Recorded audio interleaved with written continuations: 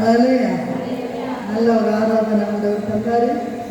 தேவனுடைய பிரசன்னத்தில் தேவனை ஆராதிக்கும்படியாக தேவாதி தேவன் கிருபையால் உதவி செய்தார்.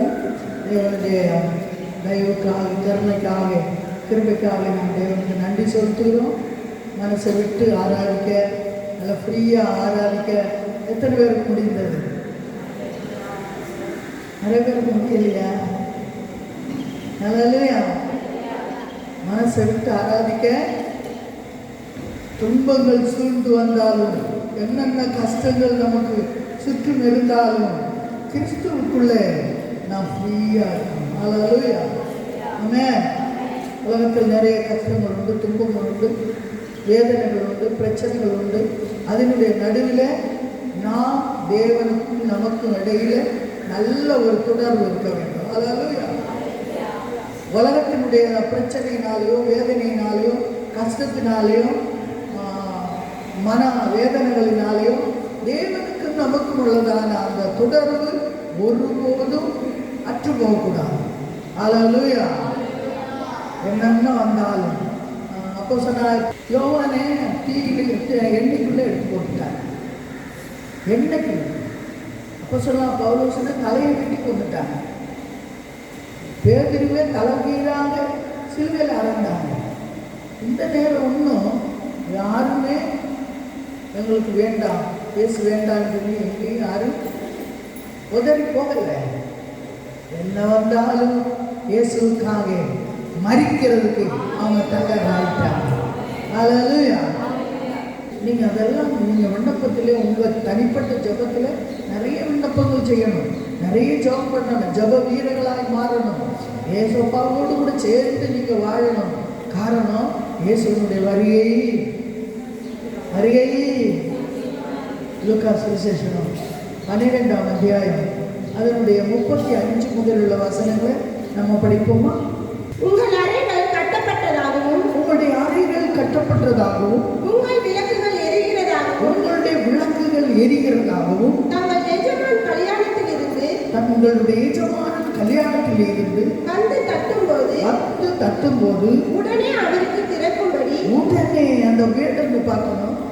உடனே கல்யாணத்துக்கு வந்து சில ஆளுகள் வாசல் வந்து தட்டுவாங்க, நல்ல தூக்கத்தில் கிடக்கணும். அப்பெல்லாம் ஒரு தட்டு 2 தட்டுல எல்லாம் இருக்காது. சில சமயம் ஜபத்தில் இருக்கு. ஜபத்தில் இருக்கும்போது அதை கவனிக்கிறதே இல்லை, தட்டுறாங்க, திறக்க மாட்டாங்க. இங்கே எஜமானன் எப்போ வருமென்று வெயிட் பண்ணி கொண்டு இருக்கிறதான வேலைக்காரு வந்து எஜமானன் எப்போதான் தட்டும் என்று ரொம்ப விழித்திருக்கிறவர்களாய் இருந்தால் உடனே, அந்த வேடு பாருங்க, உடனே விழித்திருந்தாதான் உடனே திறக்க முடியும். விழித்திருக்கலைன்னா உடனே திறக்க முடியுமா?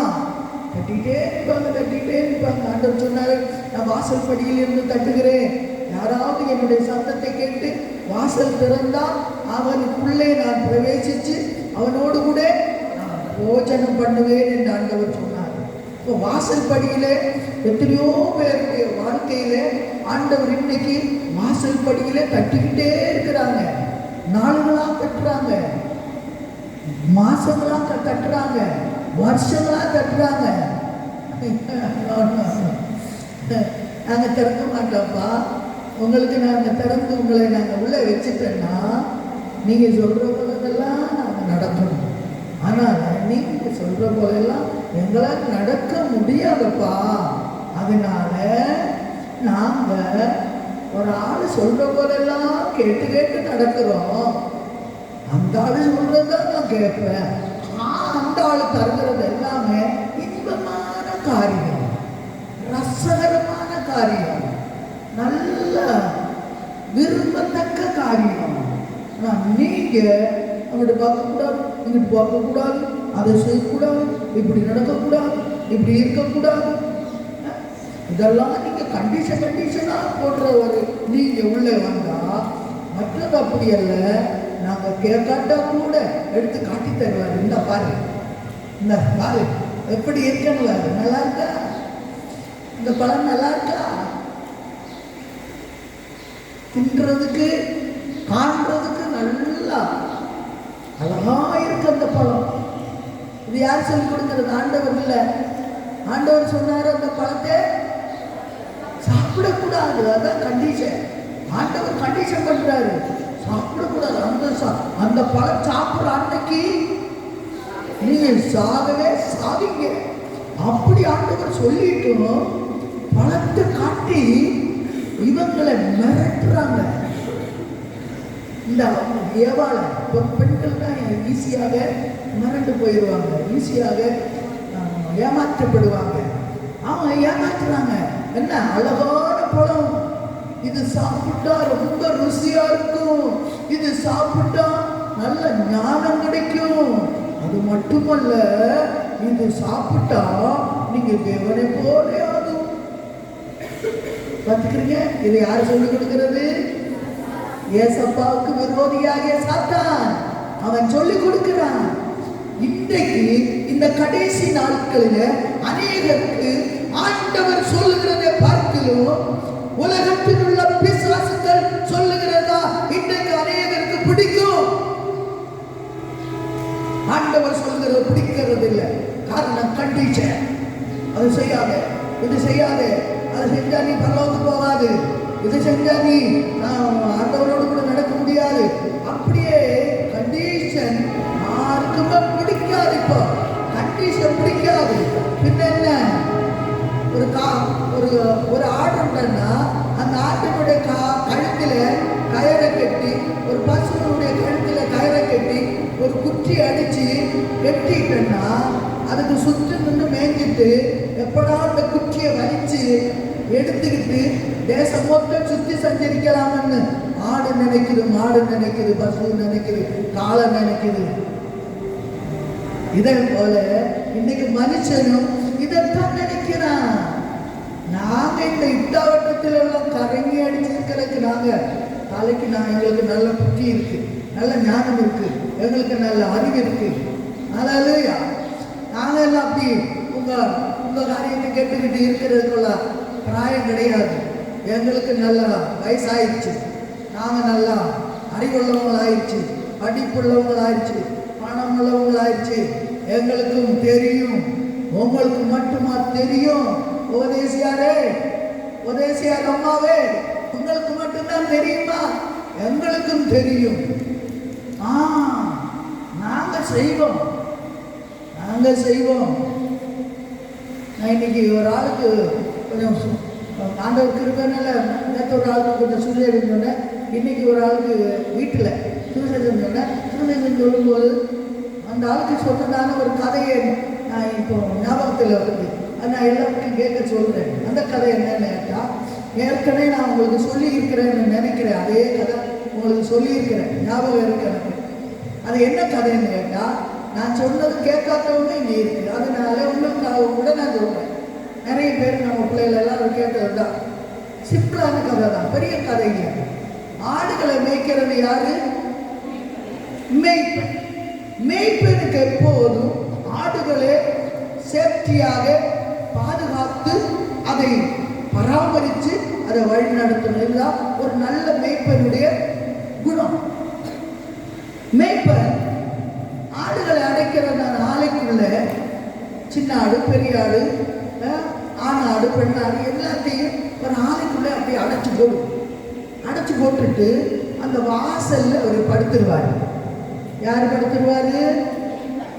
மேய்ப்பன் வாசல்ல படுத்து கிடப்பாரு.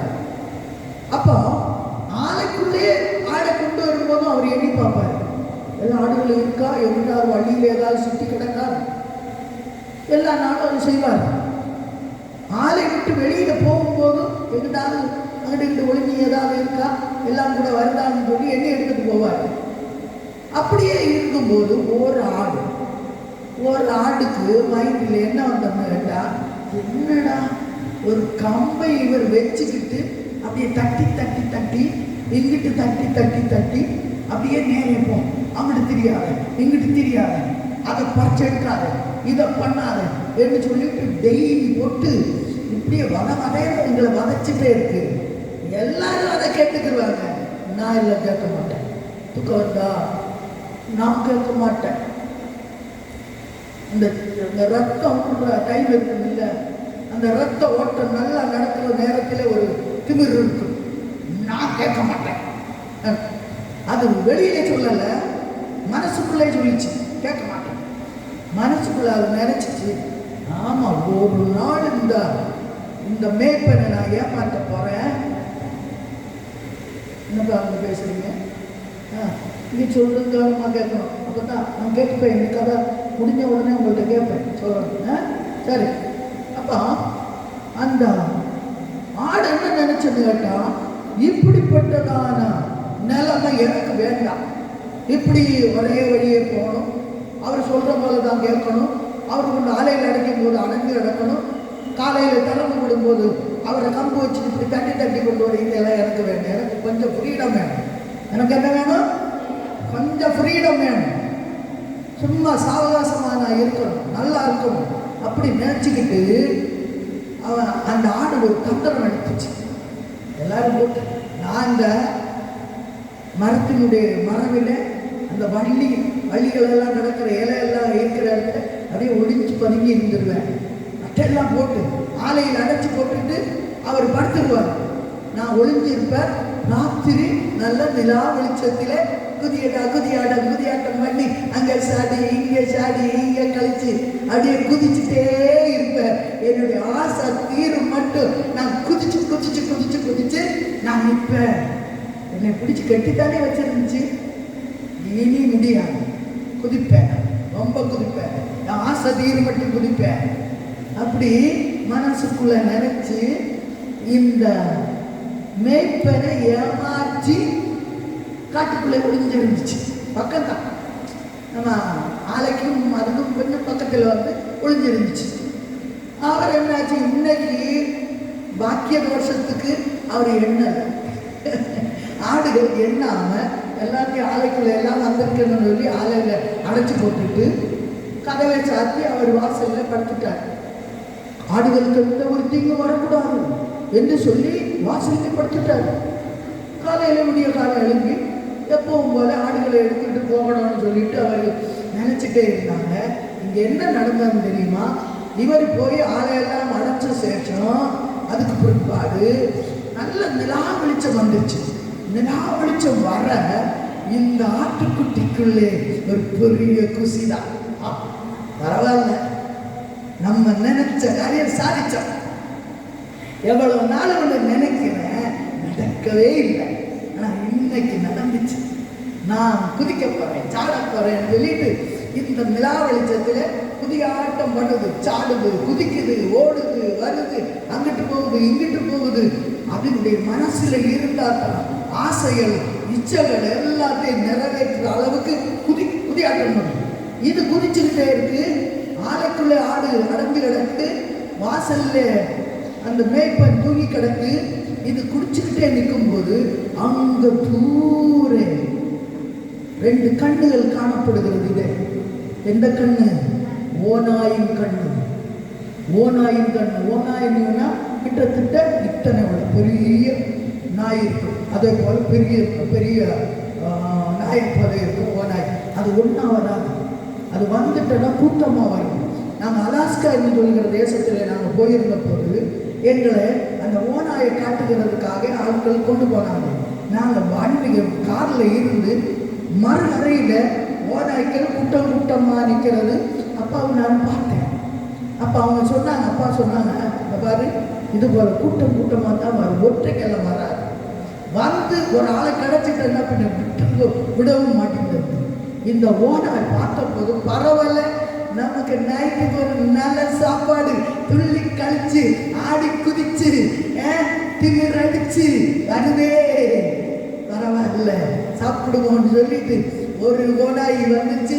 அதுக்கு பின்னாடி எல்லா ஓநாய்களும் வந்து பிடிச்சு ஒரு ஆள் ஒரு காலை வலிச்சு எடுத்து, இன்னி ஒரு ஆள் ஒரு காலை, ஒரு கையை வேற ஆள், இன்னி ஒரு கையை வேற ஆள் கரெக்டா பிடிச்சு அப்படியே இடிஞ்சு எள்ளும் தோலும் அந்த ரத்தம் மட்டும்தான் அங்க கிடந்துச்சு. பாக்கி எல்லாம் சாப்பிட்டு விட்டு போயிடுச்சு. இப்ப சாப்பிட்ட முடிய எங்க போயிடுச்சு? ஓனாயுடைய வயிற்றுக்கு சாப்பிட்டு முடிவு போயிடுச்சா? இது போல ஒரு டைம் ஆகும்போது, ஒரு ஒரு வயசு ஆகும்போது சில பிள்ளைகளுக்கு இப்படி உள்ள குதியாட்டம் வரும். அது எதுக்கு? ஓனாயிடம் வயிற்றுக்குள்ளே போறது வரை குதிக்கும்.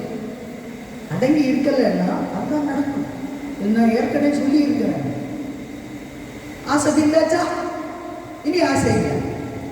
வாத்து கோழி மொத்தமாக வேணும்னு சொல்லிட்டு வயலம் கீறி முட்டை எடுத்தது போல ஆசையெல்லாம் முடிஞ்சாச்சு. இப்போ அடங்கியாச்சு. இப்போ அடங்கிச்சு. காலையில் என்ன செஞ்சிச்சு? மேய்ப்பன் ஆடுகளை எண்ணி பார்க்குது. ஒரு ஆடு இல்லை வெளியே வரும்போது. ஐயோ, ஒரு ஆடை நம்ம விட்டுட்டோங்க, ராத்திரி என்ன ஆகும், வண்டியில் ஏதாவது சிட்டி கிடக்கா, எங்கிட்டாவது கிடக்கான்னு சொல்லிட்டு இவர் அப்படியே அந்த ஆடு அடைச்சு போட்டுட்டு அவர் அந்த ஏரியில எல்லாம் ஓடி ஓடி நடக்கிறாங்க. ஓடி நடந்து ஒரு ஆடை காணாம். நடந்த போது கண்டதான காட்சை பரிதாபமான காட்சை. என்ன காட்சை? எலும்பு, தோல், ரத்தம், இதுதான் கிடக்குது. ஆடை காணல, ஆடை காணல. அவருடைய இருதயம் ரொம்ப வேதனையாச்சு. என்னடா இப்படி சம்பவிச்சு? இது போல நம்முடைய மீட்பராகிய கர்த்தர் தேவாதி தேவன் அவர் வரும்போது அவருடைய கூட நாம் இருந்தால் நாம் பாக்கியசாலிகள். ஹல்லேலூயா, ஹல்லேலூயா.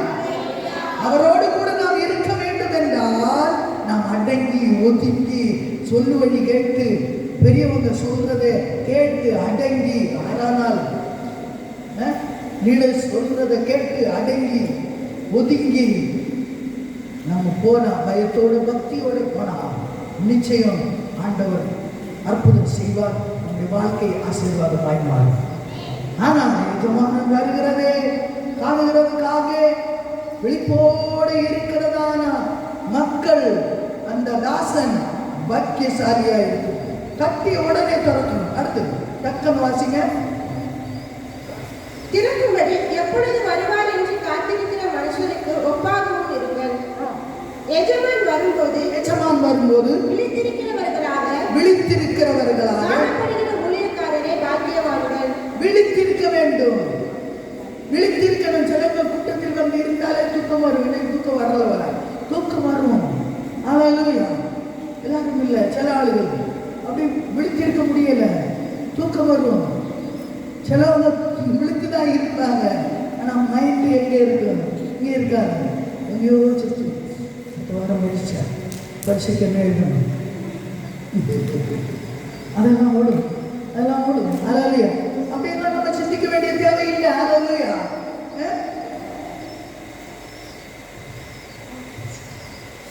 சிந்திக்க வேண்டிய தேவையில்லை. பிராக்டிக்கல் எழுதிய போது ரொம்ப சிந்திச்சிங்களா? சவம் பண்ணிட்டீங்க. ஆண்டவர் அற்புதம் செய்தாரா? அற்புதம் செய்தாரா? ஜெபத்தை கேட்டாரா? ஹல்லேலூயா. இதே போல நம்முடைய தேவைகள் எல்லாம் அப்பா ஒரு ஜெபிச்சா போதும். நீங்க கவலைப்பட வேண்டிய தேவையில்லை.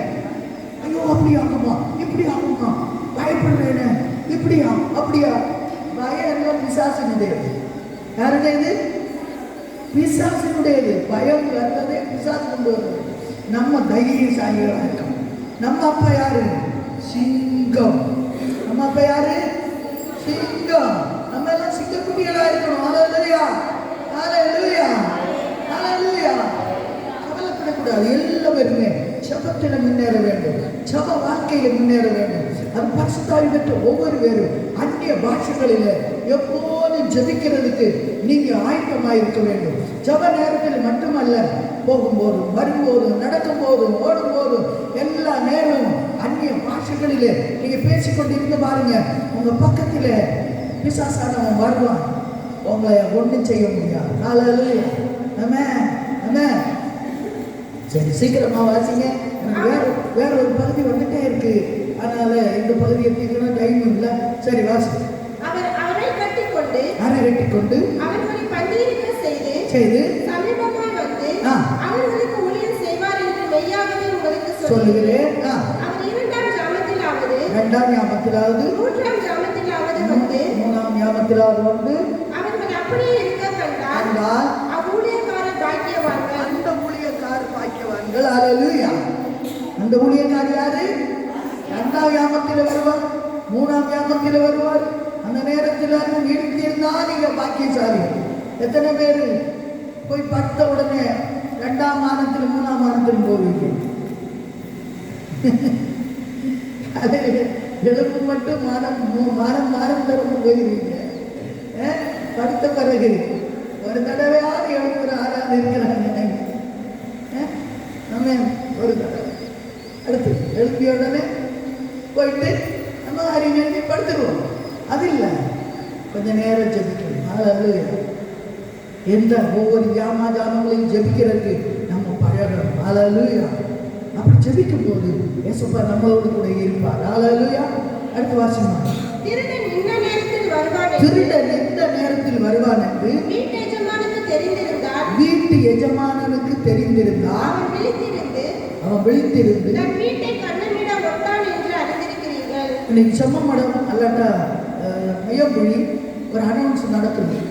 ராத்திரி 12 மணிக்கு இன்னைக்கு திருடன் வருகிறதுக்கு வாய்ப்பு இருக்கு. அப்படி ஒரு அனௌன்ஸ் யாராவது பண்ணிட்டேன்னா என்ன செய்வாங்க? தூங்குவாங்களா? முளைச்சிருக்கு. பரவாயில்ல, எங்கள் வீட்டில் வந்து ஒன்றும் இல்லைன்னால 2 சட்டிமானே கிடக்கு, அதை எடுத்துட்டாவது கொண்டு போய் விற்றுருவாங்க. அதனால நம்ம விழித்திருக்கணும்னு சொல்லி விழிச்சிருப்பாங்க. தெரிஞ்சாதான் விழிச்சிருக்கோம், தெரியலன்னு என்ன செய்யும்? விழித்திருக்க முடியுமா? நம்ம கதவை மூட்டிட்டு சிலவனும் தூங்க போனால் கதவு மூட்டுற கூட தெரியாது, பூட்டிச்சா பூட்டலையான்னு தெரியாது. அமெரிக்கையிலலாம் பூட்டவே பூட்டாதம்மா. அங்கே திருடர்கள் குறவு ரொம்ப கம்மி. அங்கே திருடிட்டுன்னா அவங்க ஆஃபீஸ் அன்னைக்கோட பூட்டி அவங்க ஜெயிலு தான், நாளை முழுவதும் ஜெயிலு தான். அதனால் அங்கே திருடர்கள் அவங்க கதவு சும்மா போட்டுட்டு தூங்குவாங்க. நம்ம இங்கேருந்து போகிறவங்க தான் நம்ம கிடக்கிற கதவை பூட்டிட்டு இருக்காங்க. அவங்க எல்லாம் சில ஆளுகள் கதவே பூட்ட மாட்டாங்க. அங்கே அந்த அளவுக்கு திருடர்கள் கிடையாது. இங்கே நம்ம அப்படி கிடந்துட்டோம்னா நல்லா இருக்கும் இல்லைம்மா? நல்லா இருக்குமா? இல்லை. அதனால் நைட்டு கிடக்கும்போது அதெல்லாம் முட்டி இருக்கான்னு பார்த்து தான் படுக்கணும். ஒரு ஆள் பார்க்கலன்னா இன்னொரு ஆள் பார்த்துடணும், பார்த்து படுக்கணும். அல்லேலூயா. அப்போ திருடன் எப்போ வருவன்னு தெரியாமல் நம்ம முழிச்சிருக்கிற போல இயேசு எப்போ வருவன்னு நமக்கு தெரிஞ்சிருந்தான்னா நம்ம முழிச்சிருக்கலாம். ஆனால் எப்போ வருவன்னு நமக்கு தெரியலையே. திருடன் எப்போ வருவன்னு தெரியாத போல ஆண்டவருடைய வருகை இருக்கிறனால சொன்னது வாசி. அந்தபடியே நினையாத நேரத்தில் மனுஷகுமாரன் வருவார்.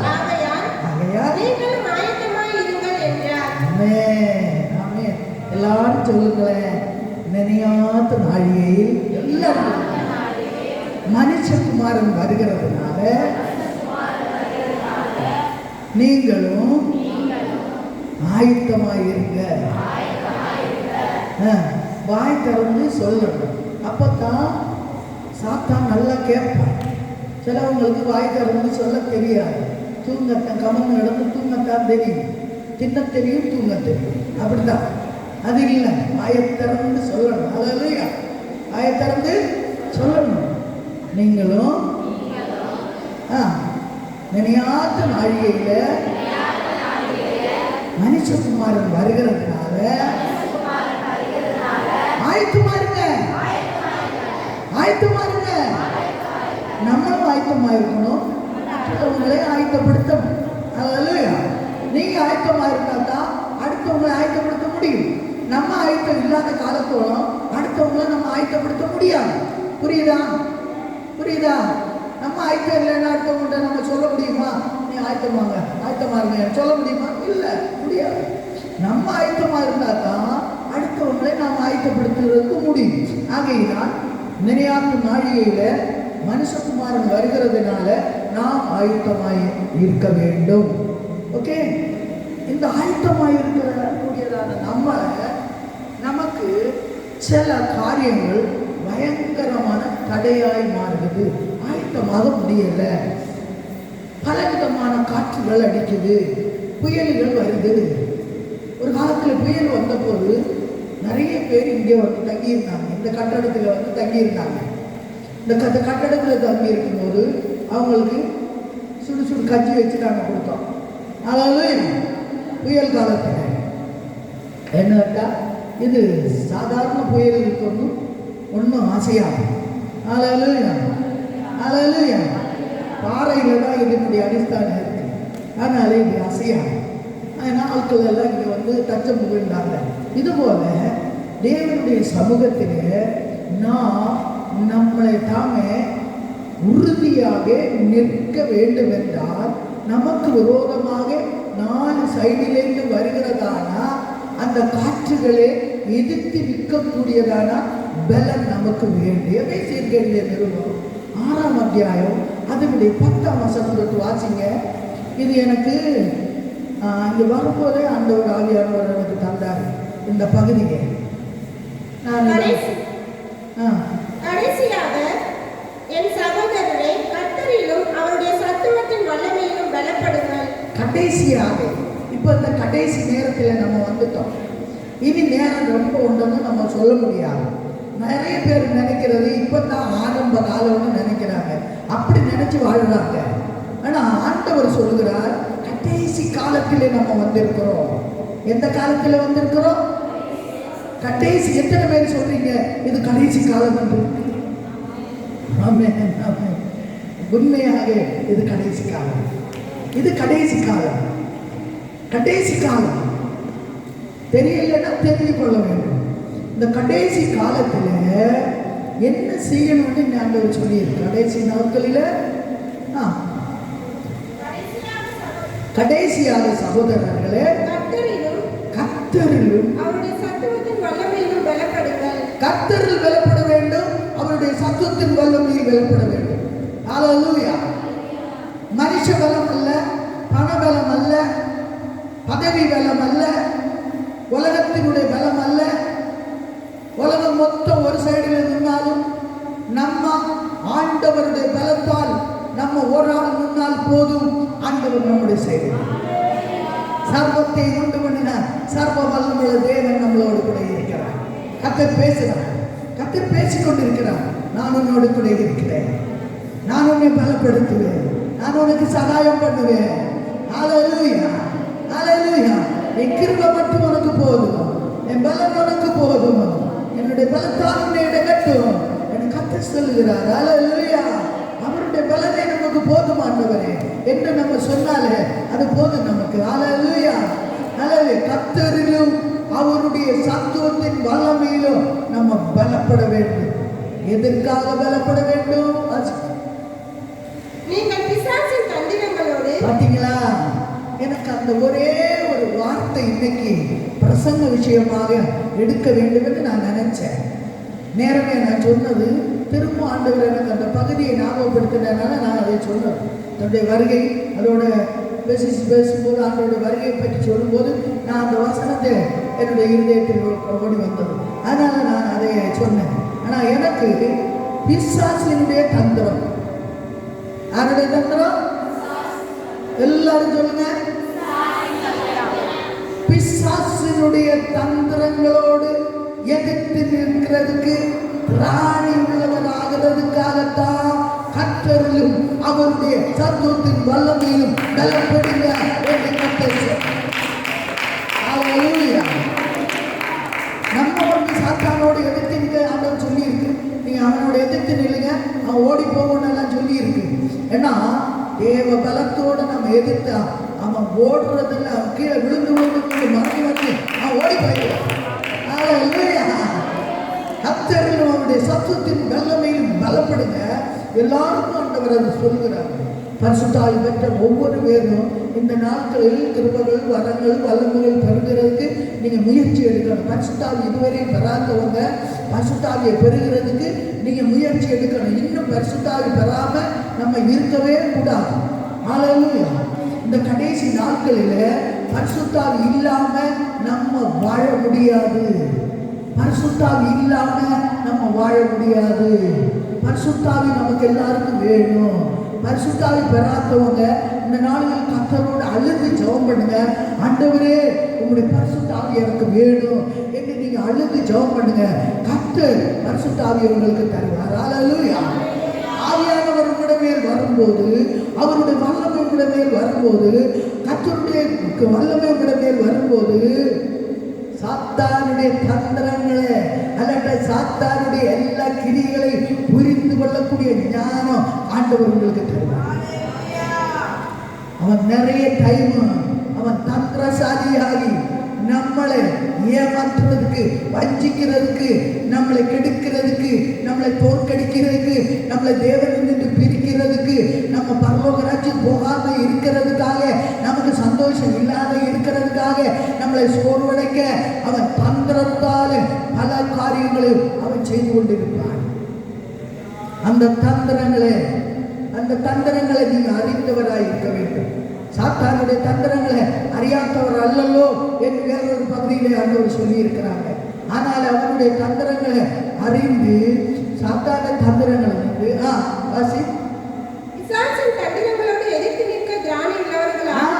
அவனுடைய தந்திரங்களை நம்ம தெரிஞ்சிட்டோம்னா நம்ம எதிர்த்து நிற்கணும். ஹல்லேலூயா. சாத்தான தந்திரங்களை தெரிஞ்சு அதை எதிர்த்து நிற்கிறது திராணி உள்ளவர்களாக மடிக்கி தேவனுடைய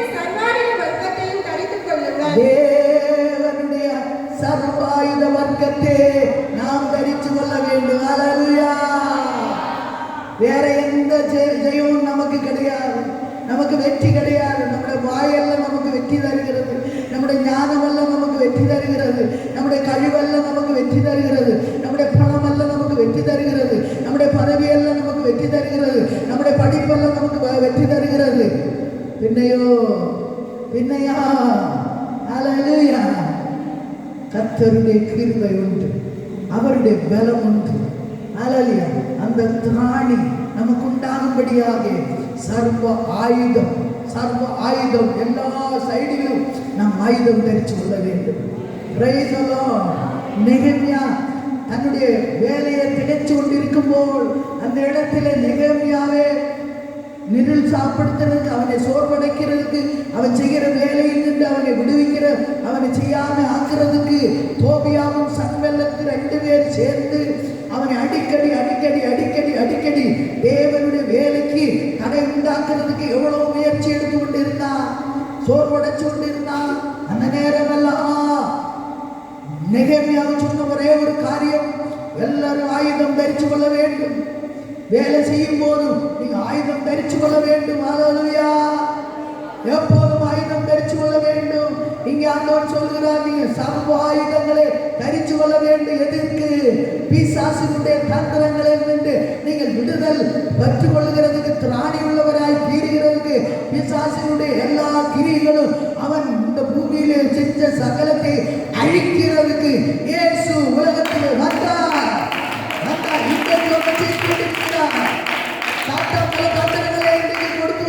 ஒவ்வொரு தெய்வ பிள்ளைகளுக்கும் விரோதமாய் சாத்தான் பல தந்திரங்களை கொடுக்கிறான்.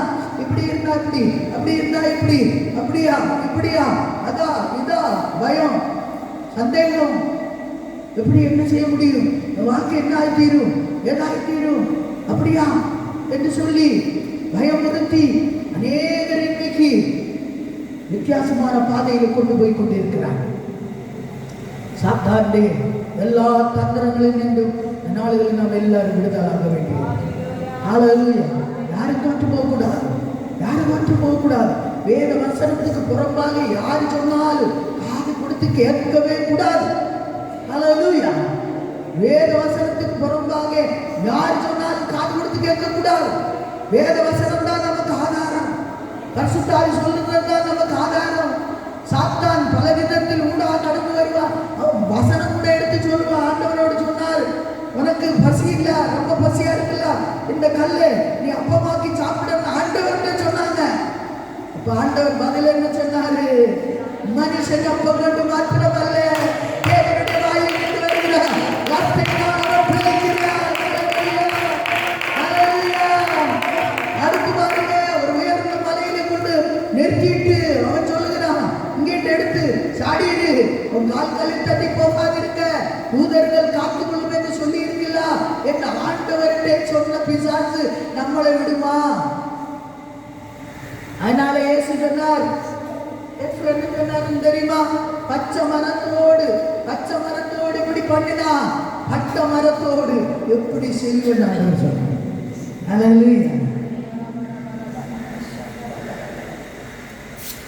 ஹல்லேலூயா. பச்சை மரத்தோடு இப்படி பண்ணினா பட்ட மரத்தோடு என்ன செய்ய? நம்ம எல்லாம் பச்சை மரங்கள் அல்ல, பட்ட மரங்கள். ஹல்லேலூயா. இப்ப நம்மளோடு அவன் என்ன எந்த அளவுக்கு நமக்கு விரோதமாய் செய்யும் என்றுள்ள காரியத்தை நாம் புரிந்து கொள்ள வேண்டும். ஹல்லேலூயா, ஹல்லேலூயா. அருமையான தேவனுடைய பிள்ளையை நீ பயப்படாதே, நீ பயப்படாதே, நீ தைரியமாயிரு. சர்வ வல்லமையுள்ள தேவன் உன்னோடு கூட இருக்கிறார். ஹல்லேலூயா. யாரு கூட இருக்கிறார்? சர்வ வல்லமையுள்ள தேவன். சர்வ வல்லமையுள்ள தேவன் என்ன? யாரு? எல்லாத்தையும் படைச்சவர், எல்லாத்தையும் உருவாக்கினவன், எல்லாத்தையும் இல்லாமையில் நின்று உருவாக்கினவன், சத்துவம் இல்லாததுக்கு சத்துவத்தை கொடுத்தவன், ஜீவன் இல்லாததுக்கு ஜீவனை கொடுத்தவன், வார்த்தையினால் சொன்ன போது உருவானது, கைகளால் நம்மளே ஒவ்வொரு பேரையும் நம்மளே ஆண்டவர் உருவாக்கி இருக்கிறார். சுவாசம் ஊதும் போது நமக்குள்ளே ஜீவன் வந்தது.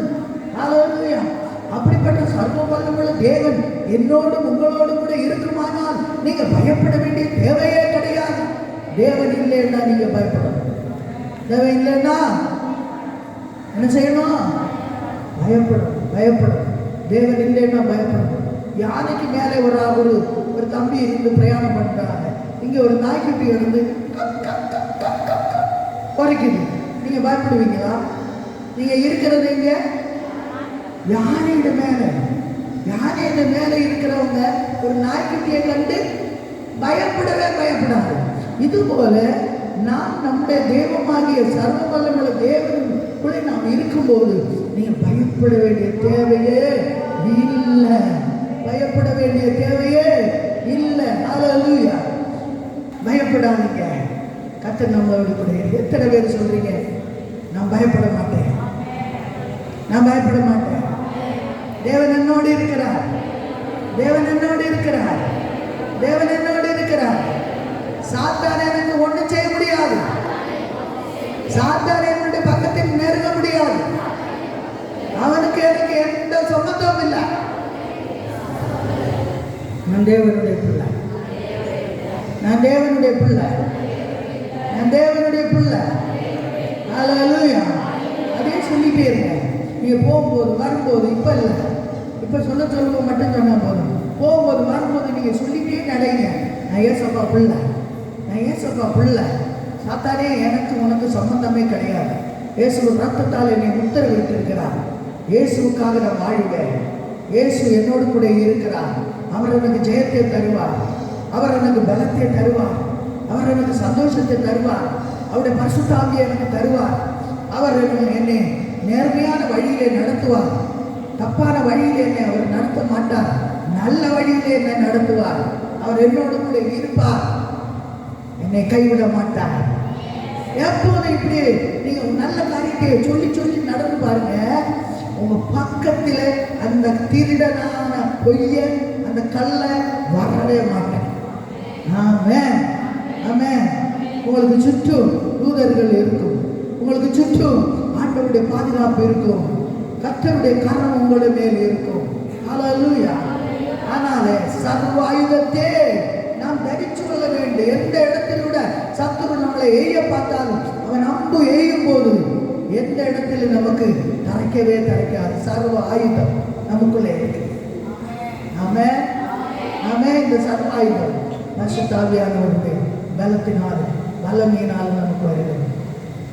ஏனெனில் மாம்சத்தோடும் இரத்தத்தோடும் அல்ல, மாம்சத்தோடும் இரத்தத்தோடும் அல்ல, துரைத்தனங்களோடும் துரைத்தனங்களோடும் அதிகாரங்களோடும் பிரபஞ்சத்தின் அந்தகார லோகாதிபதிகளோடும் இந்த பிரபஞ்சத்திலே அந்தகார லோகாதிபதிகளோடும் வானமண்டலங்களில் உள்ள பொல்லாத ஆவிகளின் சேனைகளோடும் நமக்கு போராட்டம் உண்டு. ஹல்லேலூயா. மாம்ச இரத்தங்களோடு அல்ல, பொல்லாத ஆவிகளோடு, வானமண்டலங்கள் போராடுகிற பொல்லாத ஆவிகளோடு நமக்கு போராட்டம் உண்டு. அந்த போராட்டத்துக்கு விடுதலாகிறதுக்கு வேற எந்த வழியும் இல்லை. தேவனுடைய ஆவியினால் நிரப்பப்பட்டவர்களாய் அந்நிய பாஷைகளிலே சாத்தானே ஜெயிக்க வேண்டும். நாங்கள் ஒரு டைமில் என்னுடைய பழைய எங்களுடைய இந்த இடத்தில் உள்ள வாழ்க்கையிலே நான் இப்போது கடந்து போய் கொண்டு இருக்கிறேன். அந்த காரியத்தை சிந்திச்சு எழுதிட்டே இருக்கிறேன். அதில் ஒரு காரியம் இப்படி வந்துருச்சு. ஒரு 11 சகோதரிமாரு நானும் அவங்களுடைய அந்த கூட்டத்தில் இருக்கு. நாங்கள் அவங்கள கூட்டிகிட்டு ஓப்பன் ஏர் மீட்டிங்கு போனேன். ஓப்பன் ஏர் மீட்டிங்கு போய் அப்படியே திட்டவட்டி இந்த லட்சுமணா திருப்பத்திலூட திட்டவட்டியிலூட அந்த ரயில்வே ஸ்டேஷன் பக்கத்தில் ரயில்வேயில் போய் ஏறுற ஒரு இடம் உண்டு. மெயின் ரோடு வர்ற இடம் இங்கேருந்து போய் ஏறுறதான அந்த முஸ்லீம் தெருவிலோட போய் கேறுறதான அந்த ஒரு மூலை இருக்குது. அத்தனை சகோதரிமாரும் என் பின்னாடி நிற்குது. நான் அந்த இடத்துல பிரசங்கம் பண்ணிகிட்டே நிற்கிறேன். ஏசை பற்றி பிரசங்கம் பண்ணது. பிரசங்கம் பண்ணிட்டு நிற்கும்போது ஹான்மைக்கில் பேசிட்டு இருக்கு. ஒரு ஆள் ஓடி வந்து ஹான்மைக்க அப்படியே இழுத்துட்டு போயிட்டார். பின்னாடி சிஸ்டர்ஸ் எல்லாம் நிற்கிறாங்க. பழைய ஞாபகங்கள் எல்லாம் இப்போ வருது. இந்த ஓப்பனர் நடத்தின காரியங்கள் எல்லாம் இப்போ ஞாபகத்தில் வருது. அவர் இழுத்துட்டு போறாரு, இப்படி இழுத்துட்டு போறாரு. அவரை வந்து இப்படி பிடிச்ச உடனே அந்நிய பாஷை தொடங்கிட்டேன். அந்நிய பாஷையில் நான் பேச தொடங்கினது என் பக்கத்தில் இருந்த எல்லா சிஸ்டர்ஸ் சகோதரிமார் எல்லாம் அந்நிய பாஷையில் பேச தொடங்கிச்சு. எல்லாரும் அந்நிய பாஷையில் பேசுறாங்க. அந்நிய பாஷையில் நாங்கள் பேசவும் இந்த ஆளுக்கு முன்னோட்டு போக முடியல. கால் பத்தக புத்தகா போக முடியல. அந்த ஆளுக்கு போக முடியல. எப்படியோ கொஞ்சம் தூரம் போனாங்க. அந்த மெயின் ரோட்டில் கூட ஏறல. நான் சொன்ன இடம் உங்களுக்கு தெரியும். இந்த முஸ்லீம் தெருவிலேருந்து போய் ரயில்வே ஸ்டேஷன் ஏறுற இடம். ஏற முடியல. அந்த ஆள் வந்து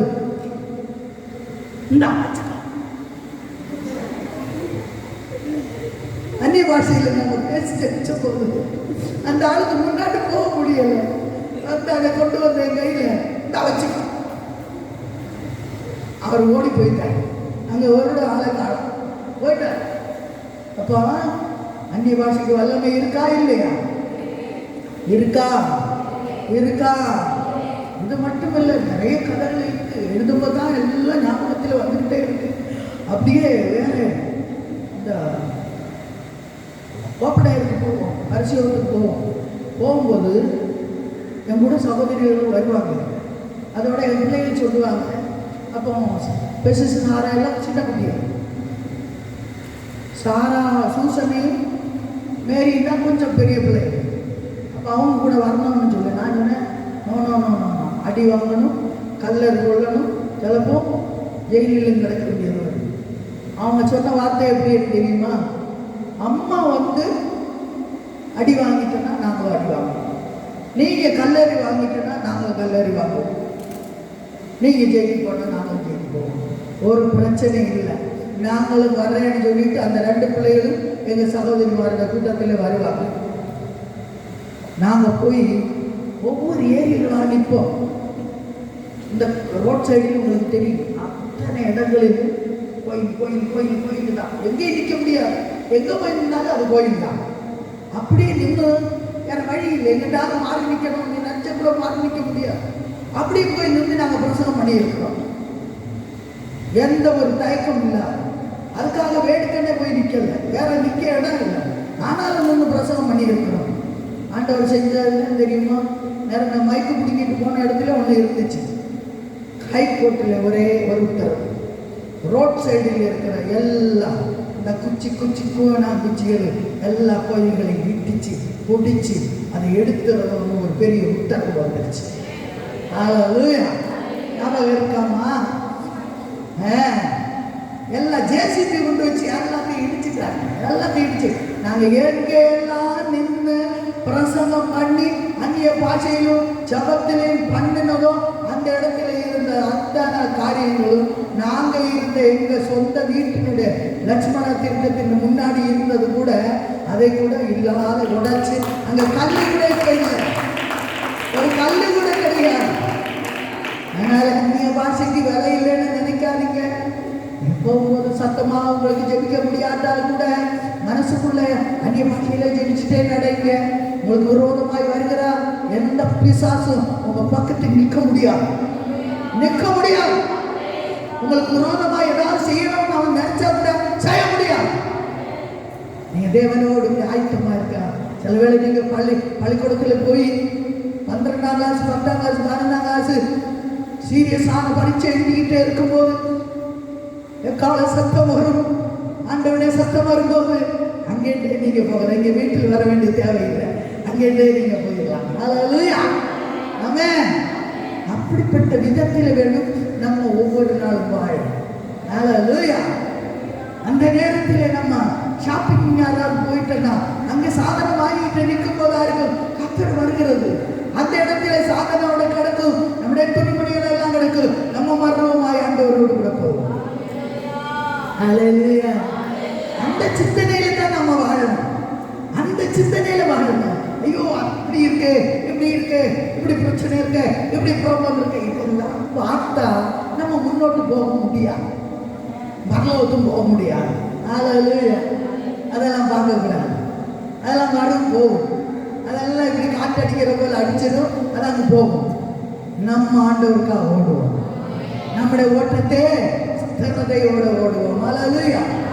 அக்கம் பக்கம் பார்த்திட்டாலோ அடைவாய் தோல்வியே, எக்காலந்து நிற்கும் வரை எதிர்நோக்கி ஓடு. அக்கம் பக்கம் பார்த்திட்டாலோ அடைவாய் தோல்வியே, எக்காலந்து நிற்கும் வரை எதிர்நோக்கி ஓடு. லட்சம் நோக்கி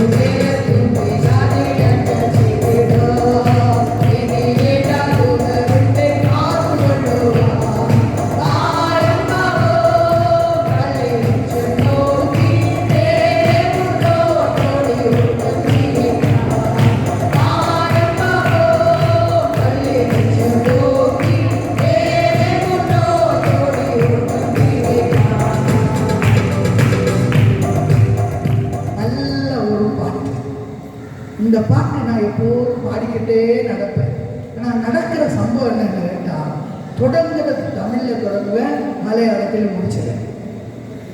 அதான் அதனுடைய காரியம். இது தமிழும் மலையாளத்தில் இருக்கு. நல்ல அருமையான ஒரு பாட்டு. நீங்கள் அதை பாடி படிக்கிறது நல்லது. உங்கள் வீடுகளில் அதை நீங்கள் பாடி படிங்க. கர்த்தர் உங்களுக்கு நல்ல பலனை தரும். இப்போ எனக்கு ரெண்டு காரியம். ஒன்று, சர்வாயுத வர்க்கத்தை நாம் தரிச்சு கொண்டு நிற்கணும். சாத்தானோடு போராடுகிறது. இந்த கடைசி நாட்களிலே எல்லாருக்கும், ஒரு ஆள் மட்டும் இல்லாத சக்கலருக்கும், சின்னவங்களுக்கும் பெரியவங்களுக்கும், ஆண்களுக்கும் பெண்களுக்கும் எல்லாம் போராட்டம் உண்டு. சாத்தான் தந்திரத்தோடு போராடி கொண்டிருக்கிறான். அவன் எப்படியாவது உங்களை நசிக்க வேண்டும், உங்களை கெடுக்க வேண்டும், உங்களை வலிச்சு நரகத்தில் கொண்டு போகணும்னு அவன் தீர்மானிச்சு கங்கணம் கட்டி நிற்கிறான். அவன் கங்கணம் கட்டி நிற்கிறதான அதிலே நீங்க தோற்று போகாம அவனோடு எதிர்த்து நிற்கிறதுக்கு திராணி உண்டாகும்படிக்கு தேவனுடைய சர்வாயுத வர்க்கத்தை நீங்கள் தரிச்சு கொள்ள வேண்டும். ஹல்லேலூயா. இரண்டாவது, நினையாத நாழிகையிலே மனுஷகுமாரன் வருகிறதுனாலே நீங்களும் ஆயத்தமாயிருங்க. ரெண்டு காரியத்தை நான் எவ்வளவு காரியம் உங்களுக்கு சொல்லி இருக்கேன்னு உங்களுக்கு தெரியும். இது ரெண்டெண்ணத்தை மெயினா வச்சுக்கிறேங்க. ஒன்று, சர்வாயுத வர்க்கத்தை தரிக்கணும். எதற்காக? சாத்தானுடைய தந்திரங்களோடு எதிர்த்து நிற்கிறதுக்காக சர்வாயுத வர்க்கத்தை தரிக்கணும். இரண்டாவது, நினையாத நாழியிலே மனுஷகுமாரன் வருகிறதுனால ஆயத்தமாய் இருக்க வேண்டும். கண்களை அடைப்போமா? நாம் ஜெபிப்போம். எல்லாரும் கண்களை அடைப்போம். நாம் தேவ சமூகத்தில் ஜெபிப்போம். நம்மளே தாமே இந்த நாட்களில் தேவ சமூகத்தில் நம்மளை காத்துக்கொள்ள வேண்டும். சாத்தான் பல விதமான தந்திரங்கள் கொண்டு வருவான். பல வியாதியை கொண்டு வருவான், பயத்தை கொண்டு வருவான், சொல்லி நம்மளை ஏமாற்ற பார்ப்பான். அதுல ஒன்று நம்ம ஏமாறக்கூடாது, நம்ம ஏமாறக்கூடாது. ஆண்டவர் நமக்காக பெரிய காரியங்களை வச்சிருக்கிறார். அவர் நம்மளை குறித்து ஒரு பெரிய காரியத்தை வச்சிருக்கிறார். நீ என் பிள்ளை, நீ என் பிள்ளை, எனக்கு பிரியமானது நீ செய், நான் உன்னோடு கூட இருப்பேன் என்று கர்த்தர் சொல்லி இருக்கிறார்.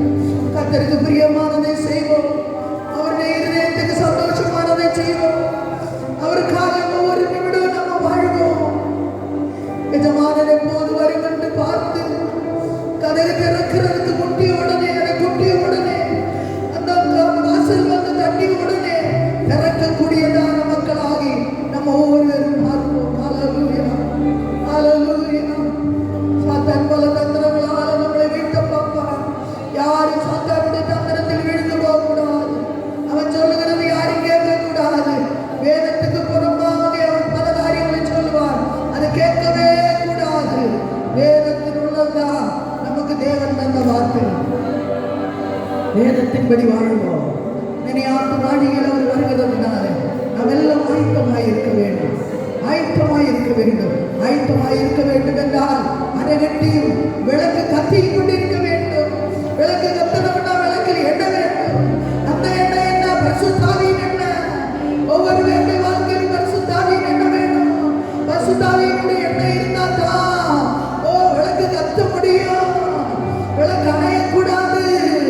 ஊராவாரா, வீரவாலா, வீரவாலா, வீரவந்தாலா, வெக்கவாலா, பரிசுத்தாவியானவரை கொண்டு நம்மை நிரப்ப வேண்டும். ஒவ்வொரு நிமிடம் பரிசுத்தாவியினால் நிரப்ப வேண்டும். இந்த பூமி நமக்கு சொந்தமல்ல, இந்த பூமியில் உள்ள ஒன்று நமக்கு சொந்தமல்ல. ஊராதாரா, சந்தரவாரவில் ஆரம்பந்தா, நமக்கு ஒருவர் இருக்கிறார். நம்முடைய இயேசு கர்த்தர் ஒருவர் இருக்கிறார். பரிசுத்தாவியானவர் இருக்கிறார். பிதாவானவர் நமக்கு இருக்கிறார். அது மட்டும்தான் நமக்கு சொந்தம். இந்த பூமி நமக்கு சொந்தம் அல்ல. இந்த பூமியில் உள்ளது ஒன்று நமக்கு சொந்தம் அல்ல. ஏதோ கொஞ்ச நாள் வாழ்கிறதுக்காக மாத்திரம் வாழ்கிறோம். நீ சீட்டி கமாத்தோ அத்துலாப்பியா கோரவினான் சலாத்தி ஆலவா துனாலவான வாரமா கபால பௌடவான பௌடா வீரவக்கம் சுரி பிரௌரியான பௌடா நீ வாழவா சந்துரி அந்தரே சியாரா நீ சீட்டி கனவா கோரியாண்டரா நீ சீட்டி கமானவா பாலவக்க சீரவான பௌடவான பௌச்சியா நீ சம்பளான பாலவா துனாலவான சந்தரே மார பௌடா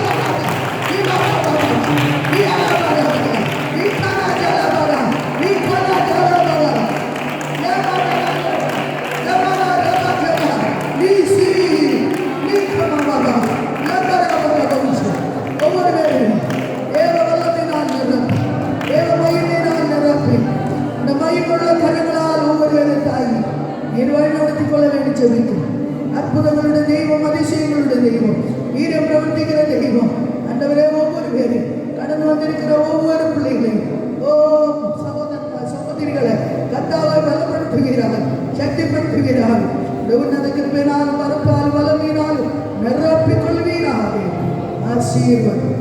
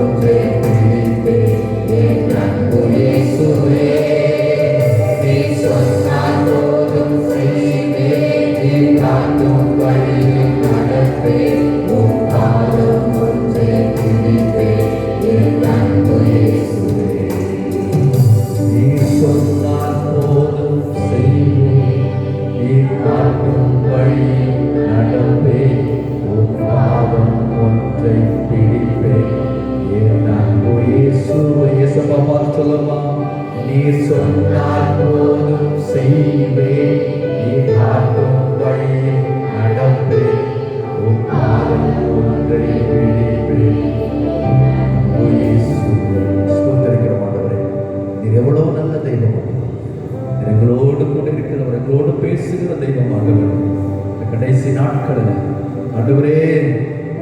முக்கியமான காரியங்கள் நாங்கள் கடைபிடிக்க வேண்டிய மிக முக்கியமான பகுதிகளை நீங்கள் உங்களோடு பேசுங்க. நிஜமாக வரும்போது ஆண்டவர் எந்த ஜாமத்தில் வருவார் என்று தெரியாது.